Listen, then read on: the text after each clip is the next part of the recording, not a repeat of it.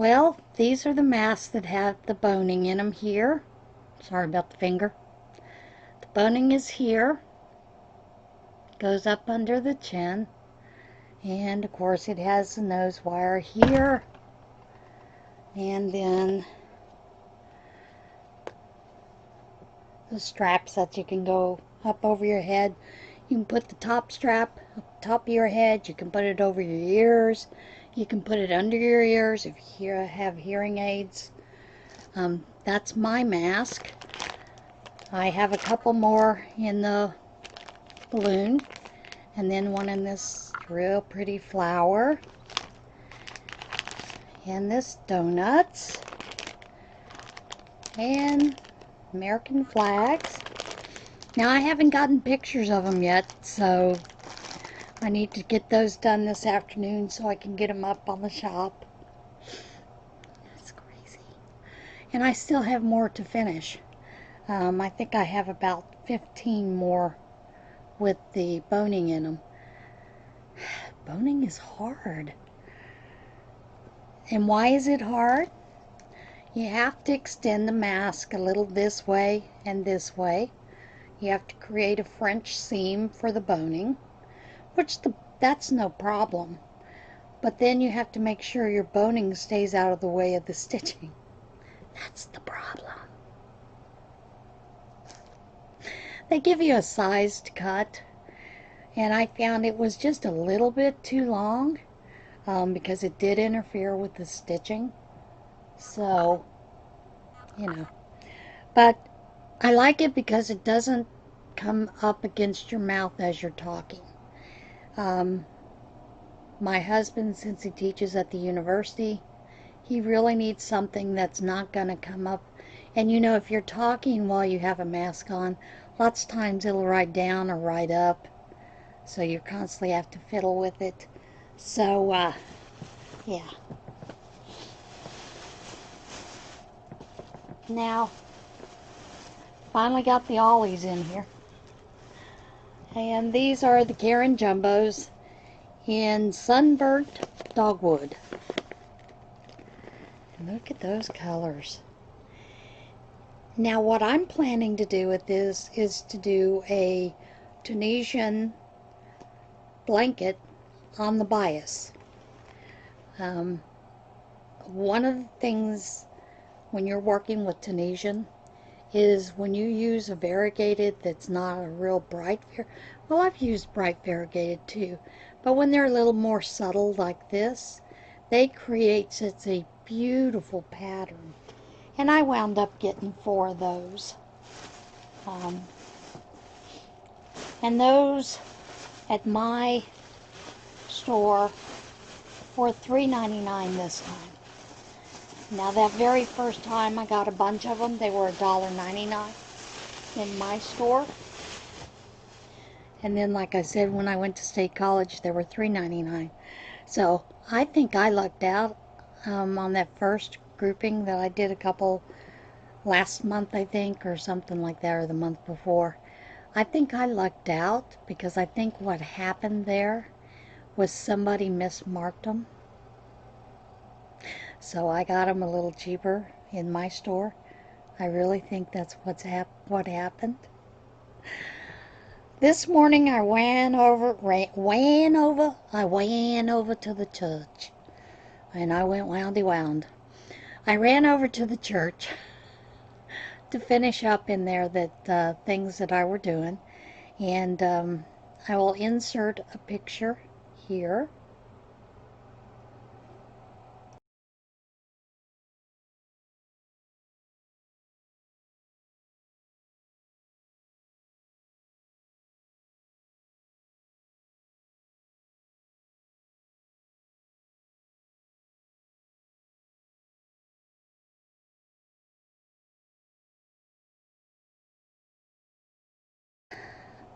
That little bookcase is where the yarns are stored. It does not matter if I have gone in, like I went in earlier last week, loaded up those shelves. When I came back yesterday to refill shelves, yarn had been taken out of there. I'm assuming it's by someone at the church who has a key and is using the yarn, or got the yarn to take to someone who needed yarn. But it makes it real hard for me to keep track of the yarns when folks do that. And I do ask them to leave me a note, send me an email, just let me know, so I know if I need to refill the shelves again. Because I don't like doing it the day of the prayer shawl. It's too taxing. You have to go in earlier and it just gets crazy. Then you've got people running around behind you, taking as you're trying to put up, and it's just crazy. It's like a madhouse sometimes. But in that picture, the big long tote is filled with the bulky and the homespun, and about 3/4 of that is homespun.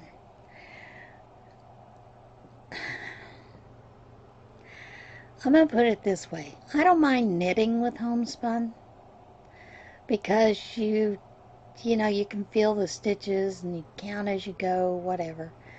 Crochet, it's not too bad if you use a larger hook and then go in between the stitches, not really working about trying to find the stitch. And since I've learned to go in between the stitches, it's not too bad. But I don't like working with it all the time. So I'm hoping there'll be some brave soul that'll take some at prayer shawl. Hint, hint, guys. There's quite a bit of black in there, and I was a little surprised to see so much black. I didn't know homespun came in black. So, and this is black. So it should be interesting to see if anyone takes from it. The smaller tote that's open is some thinner yarns, and of course a lot of the fun fur and some of the other stuff. Like I said yesterday, I wound up tossing a full bag of yarn because it couldn't be used. It was too small amounts to take it over to Scraps and Skeins. So that's what I did with it. Is there anything else that's going on? No. At the university, they have had 1 to 2 people diagnosed, students, each day with the COVID. And they had made a comment that if they reached the number 5, because that's the percentage, the rate that our governor put in there, that they would close the campuses. Well, they have determined they're not going to close the campuses yet because they didn't have them test before they came to campus. And they let them come in and get in the dorms without testing them first. They're idiots. And they're doing a lot of online things. Yesterday, the internet went down. I guess it was about 3:34. There were a lot of people that were trying to do stuff, and people still had classes, but they couldn't do the classes because the internet was down over there. So they called over to their MIT, which all of them had gone home. They're supposed to be there till 8. They called the guy that was supposed to be on call. He never answered his phone. So husband went over to the dean's office, told the dean the problem. And the dean said that he would call the guy that's in charge of it because he had his cell phone. He called him directly, wanted to know how come nobody was there and the guy on call wasn't answering his phone. Where were they? They're supposed to be there. I mean, they're not supposed to go home that early. So, yeah, got a little crazy. And they did come over to the site. The guy that finally got a hold of him, he came over, he came into the room that houses the servers. He had no clue what to do. My husband has a friend who does Cisco systems and MIT and all that in Texas, Dallas area. So he called him, And he said, "What do I do?" And so he asked him, if what the serial numbers of the servers were, and they looked it up and told him you have to do a hard reboot. And he asked Thomas, "Do you know how to do the hard reboot?" Thomas said, "Yeah, I know how."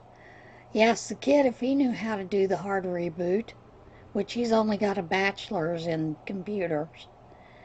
And he said, "No, I have no clue." So my husband reached in and pulled the power cords, both of them, and the kid gasped because he got totally scared. Then Thomas plugged him back in, and of course then you get the swirling circle of death, on the computer portion, and then it said rebooting. But his friend told him the serial numbers that they have are well known for crapping out. Didn't know why they went with the cheaper model, because they're cheap. So at least Thomas knows how to fix it next time it goes down. So it's crazy. Universities know that they're doing a lot of online things. They buy the cheapest of the cheapest equipment. It craps out on them, and then they get bent out of shape because it crapped out. Well, if you buy a better system, you get better service. So that's all I got to say about that. Crazy.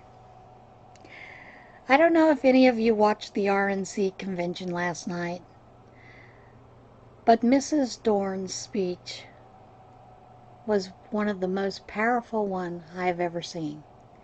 And I cried while she was speaking.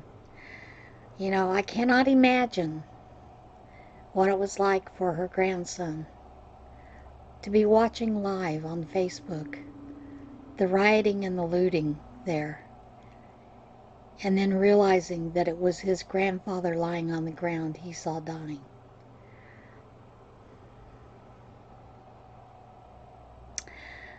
I watched a news report this morning where they found some people that came in a vehicle that had fuel cans, fireworks, gas masks.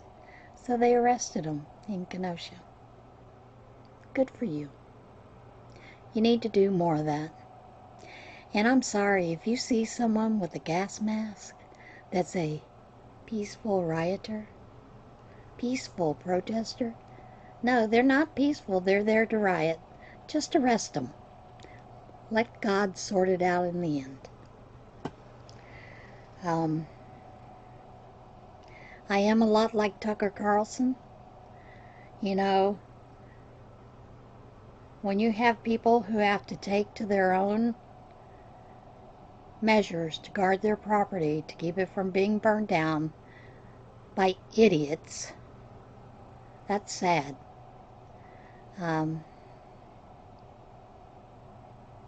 then you have something that happens, like what happened the other night, where those two people got killed and the one got shot. But at the same time,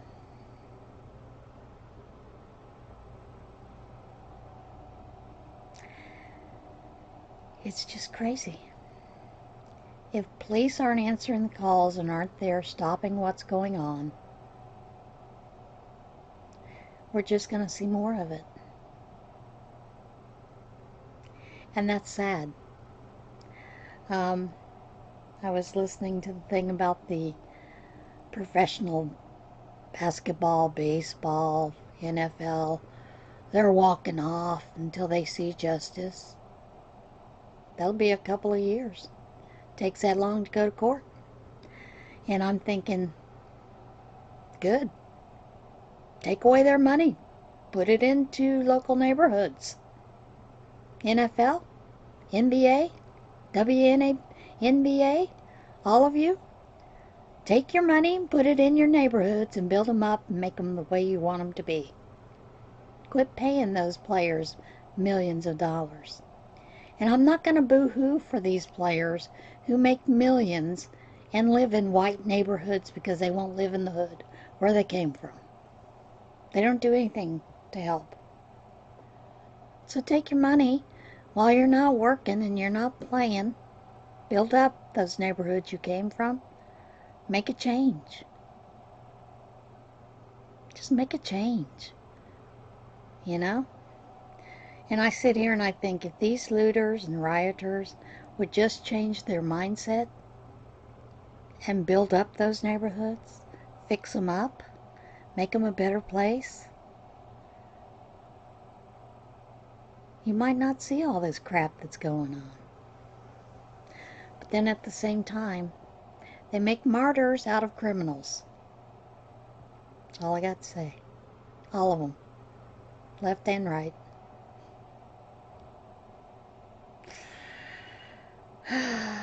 Crazy. So,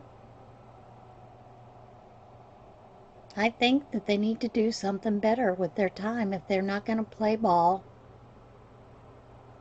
then they need to get out there and work in those neighborhoods to change things. Get to it. You know, when I lived in Keller, Texas, the Dallas Cowboys did a lot of things. They had quite a few of the players that helped build playgrounds in neighborhoods. And parents came out and helped. My son and I went out and helped. My youngest son, he didn't really help, he played. But, you know, he and all the other kids that were there with the parents that, you know, were younger and helping to build neighborhoods. It was a great thing. It was fun, you know.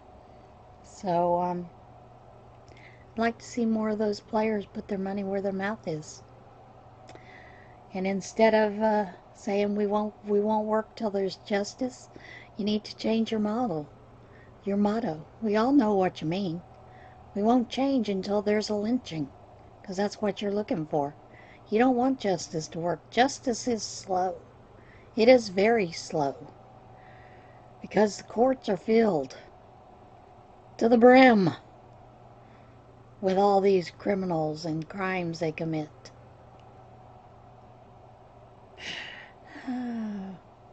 Crazy. I'm going to end there because I'm ranting again. Frustrated with all this. Sick of seeing all the stuff every night. So, everybody have a great night, great day. I'll see you again tomorrow. A couple more days of Vlogust. I'll try not to rant tomorrow. Try to move on. Tomorrow I'm going to show you some things that as Petra of Petra's Happy Place says, set aside projects that I have set aside. So I'll see you again tomorrow, everybody. Have a great day. And remember, be kind. I'm trying to. Today's just not one of those days.